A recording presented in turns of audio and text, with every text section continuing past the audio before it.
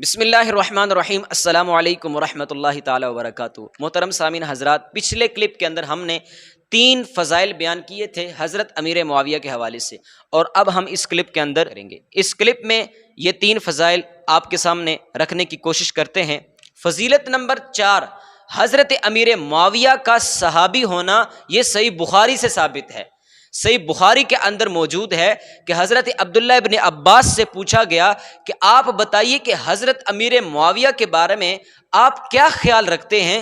انہوں نے تو وتر کی 1 رکعت پڑھی ہے، تو آپ نے فرمایا دعہ فإنہ قد صحب رسول اللہ صلی اللہ علیہ وسلم، اور ان کو چھوڑیے، ان کوئی حرج نہیں، یہ تو رسول اللہ کے صحابی ہیں، انہوں نے تو رسول اللہ کی صحبت اٹھائی ہے۔ حماد چیمہ، جس کا ہم نے الحمدللہ 2 دن کے اندر قیمہ کر دیا، وہ کہہ رہا تھا کہ ان کے صحابی ہونے میں شک ہے۔ میں نے صحیح بخاری سے الحمدللہ یہ دکھایا آپ کو کہ وہ صحابی رسول ہیں، اور ان کا صحابی رسول ہونا بخاری سے ثابت ہے۔ آپ کو اگر شک ہے اس روایت کے بارے میں، اسلام 360 کھولیے، اس کے اندر اس حدیث کو صحیح قرار دیا گیا ہے، کیونکہ آپ کو اس پر زیادہ یقین ہے، آپ اس میں چیک کر سکتے ہیں۔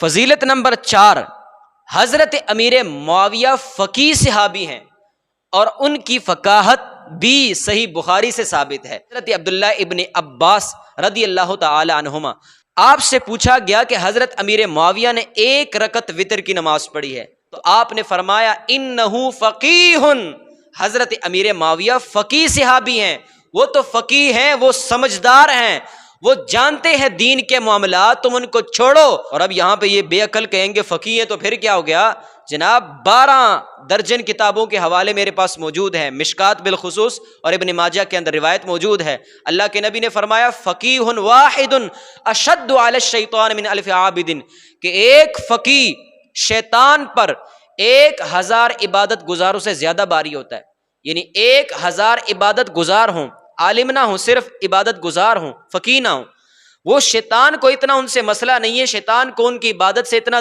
دکھ نہیں ہوتا جتنا ایک فقیہ کی فقاہت سے ہوتا ہے، اور حضرت امیر معاویہ فقیہ صحابی ہیں۔ اب اندازہ لگائیے کس قدر بڑی فضیلت ہے۔ فضیلت نمبر 6، حضرت امیر معاویہ خود بیان کرتے ہیں قصرت عن رسول اللہ صلی اللہ علیہ وسلم بمشقص، کہ میں نے کینچی کے ساتھ حضرت رسول اللہ علیہ السلام کے موئے مبارک تراشے، اور ایک روایت کے اندر آتا ہے انہوں نے وصیت کی تھی کہ یہ موئے مبارک میرے کفن کے اندر تم رکھ دینا۔ اب یہ اتنی بڑی فضیلت ہے، اس میں ایک تو خدمت رسول ہے، رسول پاک کی خدمت، اور دوسرا یہ ہے کہ رسول پاک کی باقیات صالحات، آپ کی بچی ہوئی چیزیں حضرت امیر معاویہ اپنے پاس رکھ رہے ہیں، اور پھر وصیت بھی کر رہے ہیں کہ یہ مرنے کے بعد جو ہے میرے کفن کے اندر رکھ دینا۔ اور باقیات صالحات کا ادب کرنا اور حضور کی بچی ہوئی چیزوں کا ادب کرنا صحابہ کرام کا ویسے ہی معمول ہے۔ فرمایا بخاری کے اندر موجود ہے کادوا یقتتلون علی وضوئہ، کہ صحابہ کرام حضور کے وضو کا بچا ہوا پانی لینے میں قریب تھا کہ ایک دوسرے کو مار دیتے، قریب تھا کہ جھگڑ پڑتے، اتنے وہ جذباتی ہو جاتے تھے، زمین پر قطرہ گرنے ہی نہیں دیتے وہ کا پانی کا۔ تو اتنی آپ علیہ الصلوۃ والسلام کے صحابہ کرام کی جو ہے فضیلت ہے، اور باقیات صالحات کا ادب ہے۔ اور اگر ان بے عقلوں کو یہ فضیلت سمجھ نہیں آتی تو میں سمجھانے کی کوشش کرتا ہوں بلا تشبیہ و تمثیل۔ ابھی یہ پچھلے دنوں جب جلسے ہو رہے تھے، ایکس پی ایم نے جب ایک بچے کے کپڑے پر دستخط کیے اور ساتھ ہی اس کے سر پر ہاتھ بھی رکھا کچھ لمحے کے لیے۔ اب وہ بچہ انٹرویو دے رہا ہے اور کئی دنوں کے بعد، اور وہ کہتا ہے کہ میں نے اب تک اپنے سر کو نہیں دھویا۔ کیوں؟ عمران خان نے جو ہے وہ ہاتھ رکھا تھا میرے سر پر۔ اب اندازہ لگائیے، نہ عمران خان نے اپنے بال اس کو دیے نہ اس کے بال لیے، جو ہاتھ رکھا نہ اس کا کوئی ٹکڑا اس کو نصیب ہوا، بس ایک لمحے کے لیے اپنا ہاتھ اس کے سر پر رکھا، اور وہ بچہ اس چیز کو اپنے لیے باعث فخر اور باعث عزت سمجھ رہا ہے۔ اور جب تک میری عمران خان صاحب سے ملاقات نہیں ہوئی تھی نا، میں ہر رات اللہ سے یہ دعا کرتا تھا کہ یا اللہ عمران خان سے ملے بغیر مجھے موت نہیں دینا۔